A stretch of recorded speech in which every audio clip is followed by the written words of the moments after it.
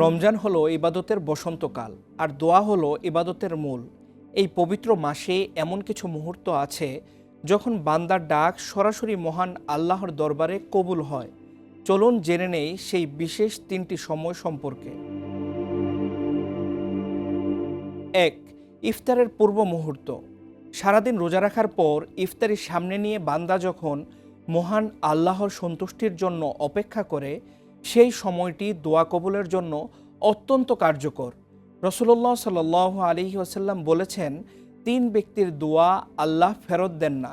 তার মধ্যে একজন হলেন ইফতারের সময় রোজাদার ব্যক্তির দোয়া। তাই ইফতারের ঠিক আগ মুহূর্তে অবহেলা না করে আল্লাহর কাছে নিজের মনের আকুতি জানানো উচিত। নতুন রিন গভীর থেকে পরিষ্কার করে কাপড়কে রাখে নতুনের মতো উজ্জ্বল। নতুন রিন অ্যাডভান্স পাউডার। ২. সাহরির শেষ প্রহর। রাতের শেষ তৃতীয়াংশ বা সাহরির সময়টি দোয়া কবুলের শ্রেষ্ঠ সময়।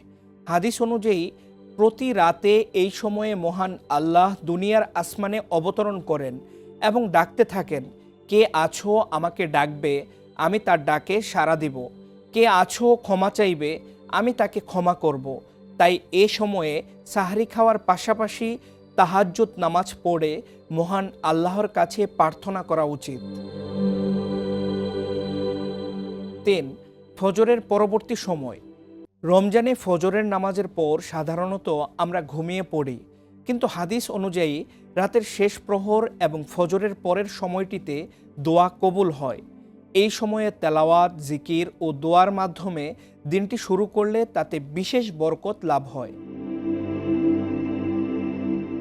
রমজানের এই বিশেষ মুহূর্তগুলোকে হেলায় হারানো বুদ্ধিমানের কাজ নয়।